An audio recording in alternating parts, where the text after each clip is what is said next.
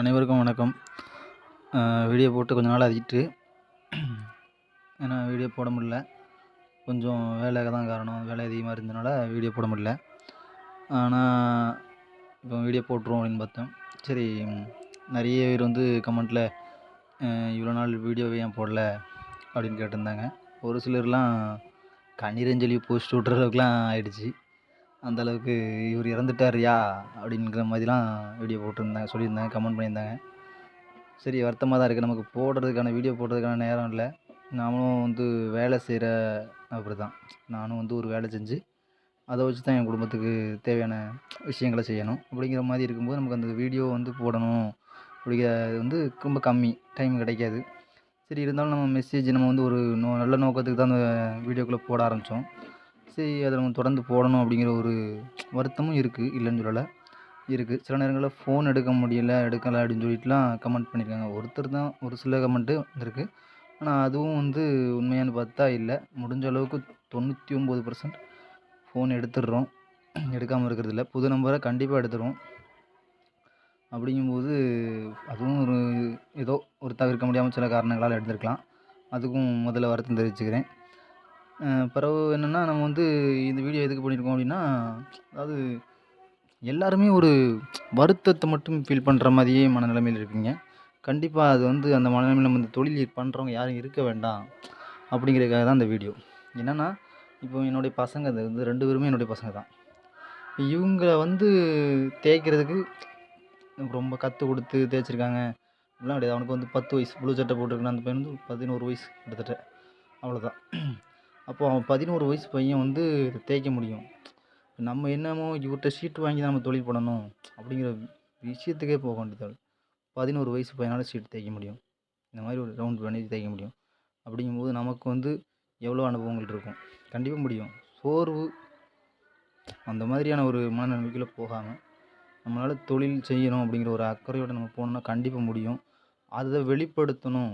அப்படி சீட்டு வாங்க முடியாமல் நிறைய பேர் இருப்பாங்க.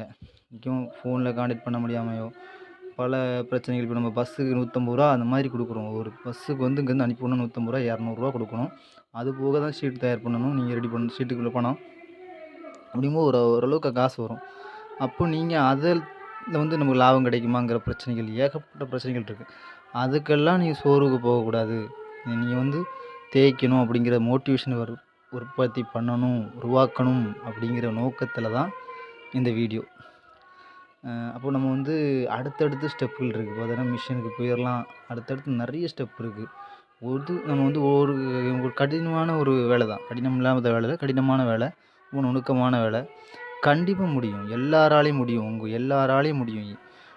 நம்ம வீடியோ பார்க்குற எல்லாராலையும் முடியும், எல்லாருக்கும் வீடியோ பார்க்காதவங்களாலையும் முடியும். அதாவது நம்ம வந்து ஒரு நோக்கம் வந்து கரெக்டாக கொண்டு போயிட்டோம் அப்படின்னு நினச்சோம் அப்படின்னா கண்டிப்பாக முடியும்.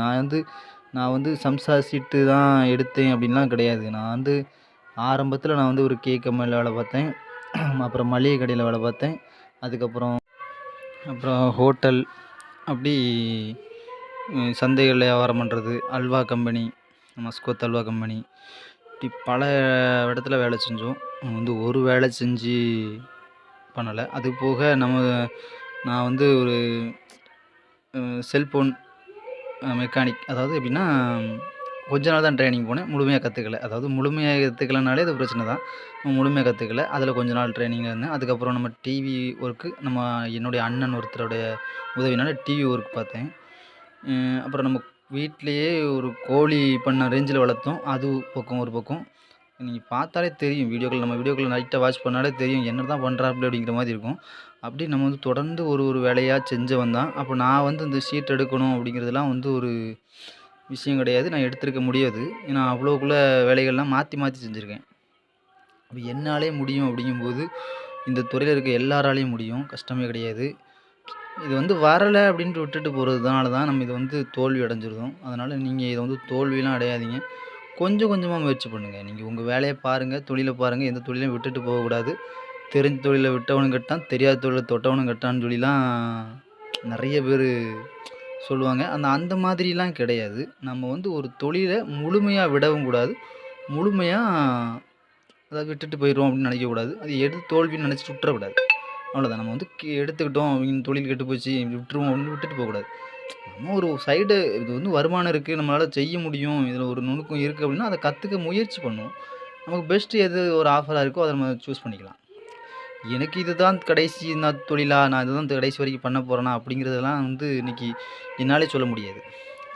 இதுதான் கடைசி தொழிலா அப்படின்னு சொல்ல முடியாது. ஏன்னா நானுமே இன்னும் ஒரு தொழில் மாறும்போது மாத்துறது தான். அதனால் நம்ம வந்து இந்த தொழில் தான் பண்ணணும் அப்படிங்கிற விஷயம்லாம் கிடையாது. ஆனால் நம்ம வந்து கற்றுக்கிட்டோம், தெளிவாக புரிஞ்சுக்கிட்டோம். ஆனால் தொழிலை தொடர்ந்து பண்ணுறோம். நம்ம சீட்டு வந்து ஓரளவுக்கு நல்ல முறையில் போய்கிட்டு இருக்குது. நம்ம சீட்டு எடுத்து வியாபாரம் பண்ணுறவங்களும் ஓரளவுக்கு நல்ல நிலைமைக்கு வந்திருக்கிறாங்க அப்படிங்கிறத நம்ம கண்கூடாக பார்க்குறோம். பார்க்கும்போது ஒரு மிகப்பெரிய சந்தோஷம். அதே மாதிரி உங்களுக்கு கற்றுக் கொடுக்க முடியலையே அப்படிங்கிற கவலை ஒரு பக்கம் இருக்குது. இல்லைன்னுலாம் சொல்லலை, இருக்குது. சில விஷயங்கள நம்மளால பேச முடியல, நேரம் இன்மை. எல்லாருக்கும் ஒவ்வொரு பிரச்சனை, குடும்ப பிரச்சனைகள், வேலைகள், ஏதாவது ஒரு வேலைகள் இருக்கும். அதனால நம்ம அந்த வேலைகளை செஞ்சுட்டு இருப்போம். அதனால சில நேரங்கள்ல கரெக்டாக எடுத்து பதில் பேச முடியாது. அது ஒரு வருத்தம். அதுக்கெல்லாம் நீங்கள் வந்து வருத்தப்படாதீங்க. என்னால் முடிஞ்சதை நான் உங்களுக்கு கண்டிப்பாக நான் எடுத்து பதில் பேசுகிறேன். நல்ல விஷயங்கள தொடர்ந்து செய்வோம். எல்லாருமே முயற்சி எடுங்க. தயவு செஞ்சு முயற்சி எடுங்க. எந்த துறையாக இருந்தாலும் சரி, எந்த தொழிலா இருந்தாலும் சரி, அதுக்காக ஒரு நிமிடம் ஒதுக்குங்க. ஒதுக்கி செஞ்சு பாருங்க. ஏன்னா உங்க தொழில விடாம, உங்க தொழில கெட்டு போகாம, உங்க தொழில் கெட்டு போகாம இந்த ஒரு துறைய நீங்க கையில எடுத்து பாருங்க. எந்த துறையா இருந்தாலும் சரி, அத கையில எடுத்து பாருங்க. ஒரு நாள் முன்னேறுவோம், ஒரு நாள் வெற்றி பெறுவோம். எல்லா நண்பர்களுக்கும் வாழ்த்துக்கள். அது எனக்கு ஒரு கஷ்டமா இருந்துச்சு. ஏன்னா நெறைய தடவ வந்து கமெண்ட்லயும் அதுலயும் பதிவு பண்ணது ரொம்ப வருத்தமா இருந்துச்சு.